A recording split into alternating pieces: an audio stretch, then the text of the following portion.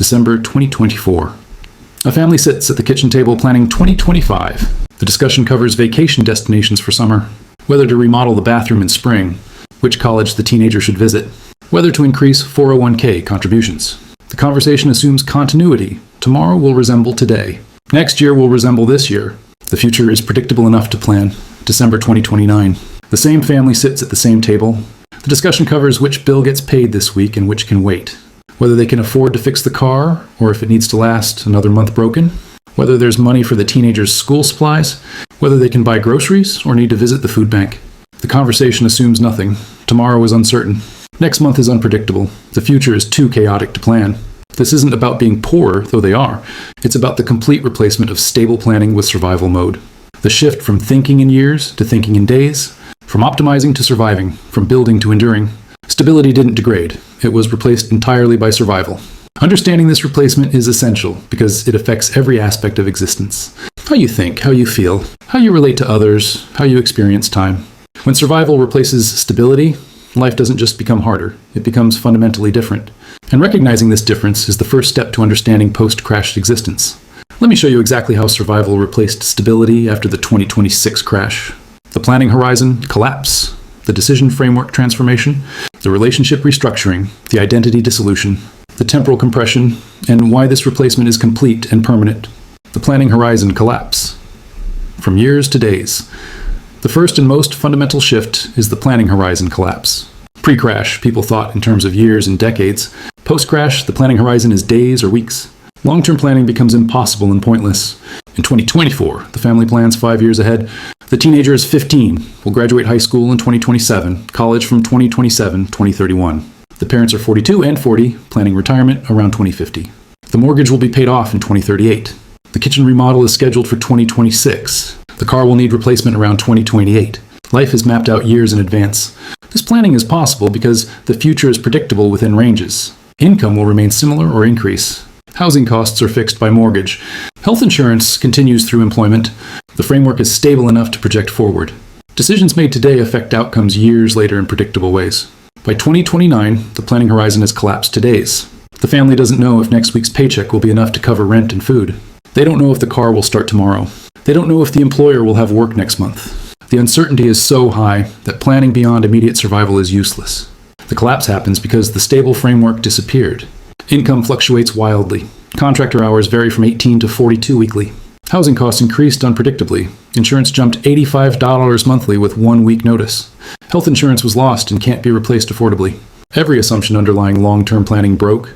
The teenager's college planning illustrates the collapse. In 2024, the family researched universities, visited campuses, compared financial aid packages. The planning horizon was 3 years.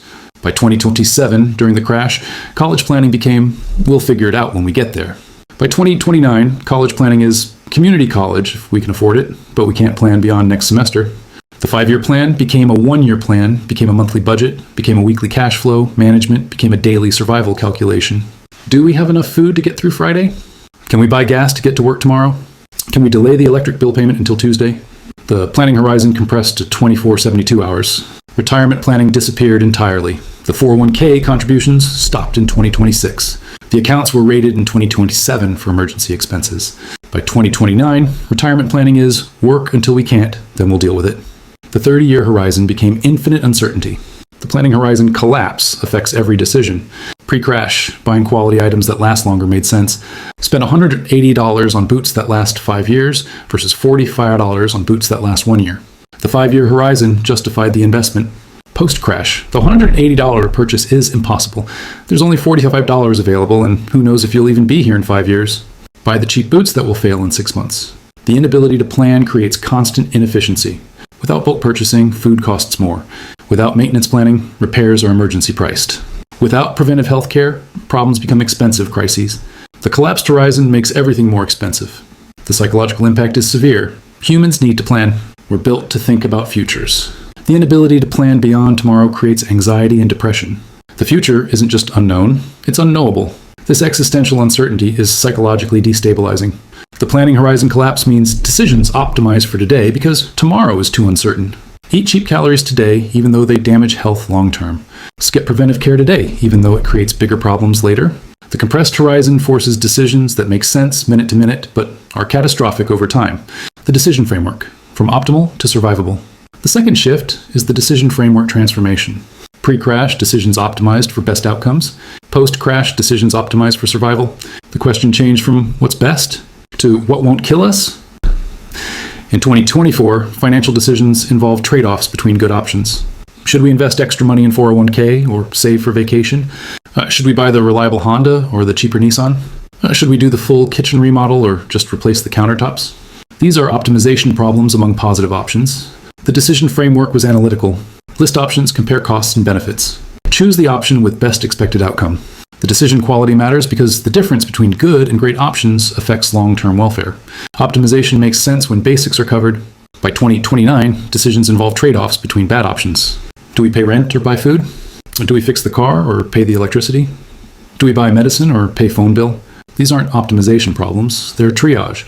Which vital function do we preserve today? The decision framework became survival-based. The question is never what's best, but what allows us to survive another day. Pay rent because homelessness is fatal. Buy minimal food because starvation is fatal. Skip medicine because death from untreated hypertension takes months. Skip phone because disconnection isn't immediately fatal. The logic is brutal triage. Healthcare decisions illustrate the framework shift. In 2024, the decision was, which doctor has better reviews? Or should we do the expensive test to be thorough? The optimization was quality and thoroughness. By 2029, the decision is, can we afford any doctor? Or can we risk not treating this? The framework is survival probability. A child has persistent cough for 3 weeks. In 2024, take to doctor, get examined, perhaps get antibiotics, pay $45 copay. Done. In 2029, the calculation is doctor visit costs $185 cash, no insurance. Antibiotics cost $48 total, $233. The food budget for the week is $87. The calculation, will this cough kill the child this week? Probably not. Wait another week. The decision framework is survival probability, not optimal care. Employment decisions shifted from optimization to survival. In 2024, job decisions considered salary, benefits, career growth, commute time, company culture, work-life balance. Multiple factors optimized together. By 2029, the decision is, will they pay me? If yes, take it. Everything else is irrelevant. The only criterion is immediate income. A job offer comes. $16 per hour, 25 hours per week, no benefits, 70-minute commute each way, night shift. In 2024, this would be rejected instantly. Terrible pay, inadequate hours, no benefits, punishing commute, disrupts sleep. In 2029, the calculation is simple. $16,000, 25 x 433, 1,732 monthly. Rent is 1,850. This job doesn't cover rent alone. But with spouse's income of $2,240, combined $3,172 covers rent and leaves $2,220 for everything else. The job is taken immediately. The framework is survival math, not optimization. Food decisions shifted from nutrition and preference to calories per dollar. In 2024, meal planning considered nutrition, variety, taste, family preferences. By 2029, the calculation is pure calories per dollar. Rice, 650 calories per dollar. Beans, 200 calories per dollar. Chicken leg quarters, 380 calories per dollar. Buy rice and beans. The optimal diet for survival is the cheapest calories. The survival framework creates perverse outcomes. The family knows eating only rice and beans causes health problems. They know skipping preventive care creates bigger problems. They know inadequate sleep from night shift causes issues. But the survival framework forces these choices. The immediate crisis takes priority over long-term consequences. The decision framework shift means every choice is a lesser of evils calculation. There are no good options, just less bad options. And the less bad options often have terrible long-term consequences. But the long-term doesn't exist when you're not sure you'll survive the short-term. The third shift is relationship restructuring. Pre-crash, family relationships involved emotional connection, personal growth, and shared experiences. Post-crash, relationships become functional survival units. The transformation is complete and depersonalizing. In 2024, the couple's relationship involves emotional intimacy, shared interests, mutual support, and romance. They have date nights monthly. They discuss hopes and dreams. They support each other's personal goals. The teenager has close friendships. Family dinners happen nightly. The relationships are ends in themselves, sources of meaning and connection. By 2029, the couple's relationship is a functional economic unit. They coordinate shifts to maximize childcare coverage. They divide task lists to optimize time. They discuss bills and logistics. Romance is absent. They're too exhausted. Date nights are financially impossible. Communication is transactional. Can you pick up groceries? Did you pay the electric bill? The relationship exists to achieve survival, not for its own sake. The The transformation happened gradually during the crisis. First, stress-reduced intimacy. Then time scarcity eliminated romance. Then exhaustion killed emotional connection. What remained was coordination of survival tasks. By 2029, the couple operates like coworkers sharing survival responsibilities, not partners sharing life. The conversations changed completely. 2024 conversations. How was your day? Did you see the article about X? Should we plan a trip for our anniversary? I'm thinking about changing careers. These are emotional connection, intellectual engagement, and future dreaming. 2029 conversations. Can you work Saturday? We're 340 short this month. Your mom called about the car repair. Did you get formula? These are pure logistics. The intimacy disappeared because intimacy requires surplus. Emotional surplus to invest in connection, time surplus to spend together, energy surplus to engage. The family operates in constant deficit. Every resource goes to survival. There's nothing left for intimacy. The relationship became transactional out of necessity. Each person contributes economically or practically. The worth is measured by survival contribution. The spouse who earns $2,240 monthly provides more value than the spouse earning $1,732. The metric is contribution to survival, not emotional connection. The teenagers' relationships transformed similarly. In 2024, friendships involved hanging out, activities, deep conversations, shared interests. By 2029, friendships barely exist. The teenager works 25 hours weekly. School and work consume all time. Friends are people you see in passing, not meaningful connections. The relationships that create identity and meaning are gone. Family dinners disappeared. In 2024, the family ate together nightly. Conversation, connection, shared experience. By 2029, the family eats in shifts. One parent working night shift eats at 3 a.m. One parent working day shift eats at 6 p.m. Teenager eats at 9 p.m. after work. Nobody eats together. The ritual that maintained connection is impossible, given survival requirements. Extended family connections attenuated. In 2024, grandparents saw grandchildren weekly. Extended family gathered monthly. By 2029, grandparents live 3 hours away. Gas costs $85 round trip. The family can't afford monthly visits. They visit twice yearly.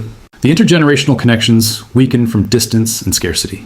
The relationship transformation means connections exist only as they serve survival. Emotional needs are unmet. The couple stays together not from love, but because separating means worse poverty for both. They're locked together by economics, not connection. The teenager has no close friends because friendship requires time that doesn't exist. The psychological damage is severe. Humans need connection. We die from isolation. The transformation of relationships from sources of meaning to functional survival tools is emotionally devastating. The family members are lonely despite living together because they no longer connect emotionally. The fourth shift is identity dissolution. Pre-crash, people had identities tied to careers, roles, values, and aspirations. Post-crash, identities dissolved into pure function. Who you are becomes what you do to survive. In 2024, the parents had professional identities. I'm a software developer. I'm a registered nurse. These identities involved expertise, status, community, and self-concept. The teenager was identifying as an athlete and aspiring artist. The family identified with values: education-oriented, environmentally conscious, community-involved. By 2029, professional identities are gone. The software developer does delivery, driving, and warehouse work. I'm a software developer became I do whatever pays. The registered nurse does home health aid work at lower rates. I'm an RN became I provide basic care to survive. The professional identities built over years dissolved completely. The dissolution happened through work degradation. When your $95,000 salaried career becomes $42,000 contract work, becomes $32,000 gig work, the professional identity can't persist. You're not a software engineer anymore. You're someone who occasionally does simple coding between delivery shifts. The teenager's identity dissolved from aspirations to survival. In 2024, I'm an athlete training for college scholarships, and I want to study art. By 2029, I work fast food and warehouse to help families survive. The dreams that created identity are dead. What remains is function. The value-based identities collapsed under survival pressure. In 2024, the family composted and recycled, bought organic when possible, volunteered at the food bank. These values-based behaviors created identity. By 2029, these behaviors are economically impossible. You can't afford organic. You can't spare time to volunteer. You're not anyone defined by values anymore. You're just trying to survive. The role-based identities persisted only functionally. I'm a parent means I work multiple jobs to keep children fed. Not I nurture, guide, and support children's development. The role is reduced to minimum function. The parent who attended every game and helped with homework now misses everything due to work schedules. The hobbyist and enthusiast identities disappeared entirely.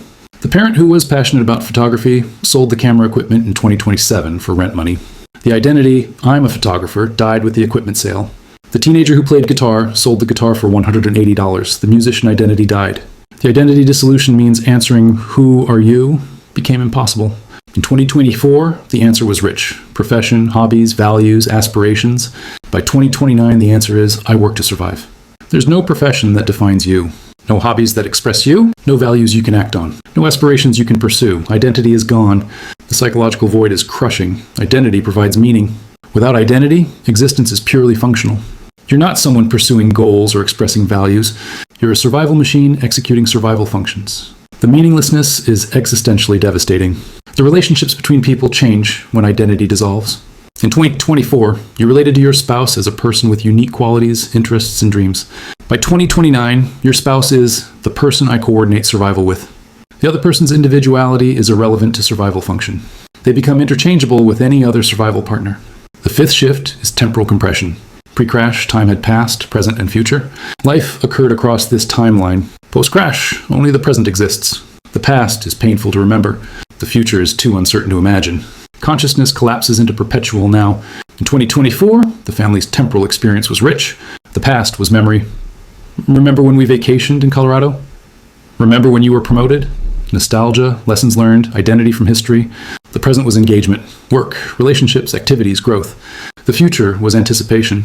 When you go to college, when we retire, when we remodel the kitchen, the timeline created narrative and meaning. By 2029, the temporal experience collapsed. The past is too painful to remember. Remembering 2024 creates unbearable contrast with 2029. The memories of stability, comfort, and possibility are psychologically damaging when present is pure survival. The past is avoided, not cherished. The future is unknowable and terrifying. Imagining the future means contemplating endless struggle, poverty, and suffering. Better not to think about it. The future as hope is dead. The future as something planned for doesn't exist. The future is just more of the grinding present until death. What remains is the compressed present. Getting through today, making it to Friday. Surviving until the next paycheck. The temporal horizon is hours or days. Beyond that is fog. The consciousness exists in eternal now without past to learn from or future to work toward. The temporal compression affects memory formation. In 2024, memories were created from meaningful experiences, vacations, celebrations, achievements. These became stories told and retold. By 2029, days blend into indistinguishable struggle. Monday is identical to Tuesday. This week is identical to last week. There are no distinct memories because there are no distinct experiences. The experience is sameness. Ask the family, "What did you do last month?" And they can't answer. Every day was work, survive, sleep, repeat. There's nothing to remember. The temporal compression creates a void where memory should be. Years will pass, leaving no memory trace. 2027, 2028, 2029 will blur into undifferentiated suffering with no specific recollections. The temporal compression also eliminates anticipation. Anticipation requires believing something will happen. In 2024, anticipating vacation in 3 months created pleasure for 3 months. The anticipation was part of the experience. By 2029, there's nothing to anticipate. Nothing good is coming. Anticipation is replaced by dread. The only anticipation is negative, anticipating the next emergency, the next bill that can't be paid, the next thing that breaks. The anticipation is anxious, not pleasurable. This negative anticipation creates constant tension. The future is experienced as threat, not possibility. The temporal compression means life becomes repetition without progression. Days repeat, nothing improves. Nothing changes except things getting slowly worse. The experience is eternal recurrence of struggle. Nietzsche's nightmare realized. The psychological impact is dissociation and numbness. When past hurts to remember and future is too bleak to imagine, consciousness retreats into mechanical present. You go through motions, the work, the survival, but you're not fully present even in the present. You're dissociated from experience to make it bearable. The temporal compression also affects relationships. Shared memories create bonds. Remember when we don't talk about when times were better. Shared future plans create bonds. When we becomes there is no when. The temporal collapse removes past and future dimensions of relationships, leaving only functional present. The shifts described would be unbearable without psychological adaptations. Humans are resilient. The mind develops coping mechanisms that make survival mode livable. These adaptations are functional but come with costs. The first adaptation is emotional numbing. Feeling the full weight of loss, struggle, and hopelessness would be paralyzing. The mind dampens emotional response. The family still feels emotions, but at reduced intensity. This allows functioning but creates emotional flatness. Life is less painful but also less vivid. The second adaptation is present focus. Accepting that only now exists eliminates the pain of past nostalgia and future dread. By staying in the immediate present, managing immediate tasks, the mind avoids the anguish of temporal awareness.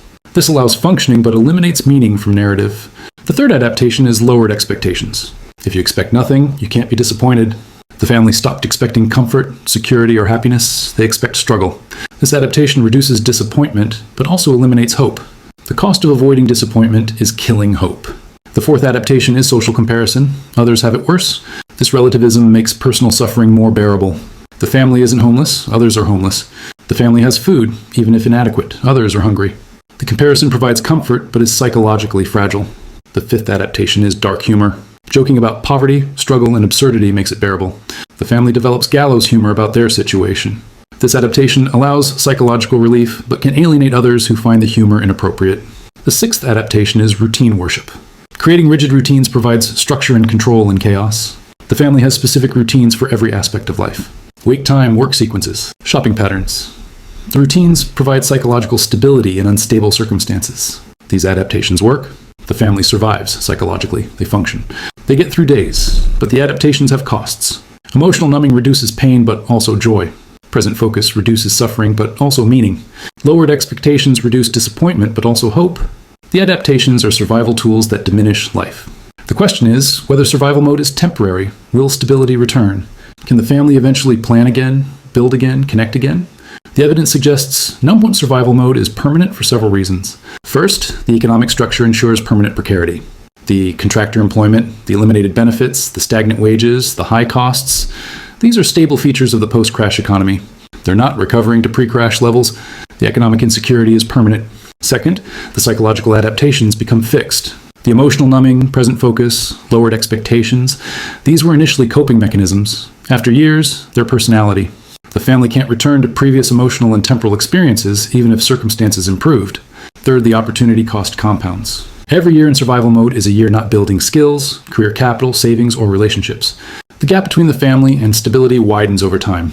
Recovery becomes more difficult each year. Fourth, the physical and mental health damage is cumulative. The stress, poor nutrition, inadequate health care, and exhaustion cause permanent health problems. These problems create additional costs and reduce earning capacity. The health spiral reinforces precarity. Fifth, the social support networks that could enable recovery were destroyed during the crisis. The extended family that could provide emergency support has their own crises. The friends who could offer connections are also struggling. The community resources have been cut. Recovery requires support that doesn't exist. The permanence means the family in 2035 and 2040 will still be in survival mode. The teenager will enter adulthood in survival mode and will likely never experience stability. The next generation will be born into survival mode as baseline existence. This is life after the 2026 crash. Survival replaced stability, not temporarily, permanently. The planning horizon collapsed to days. The decision framework became pure triage. Relationships became functional units. Identities dissolved. Temporal experience compressed. And the adaptations that make it bearable also make it less than fully human. This is the new normal, and it's forever.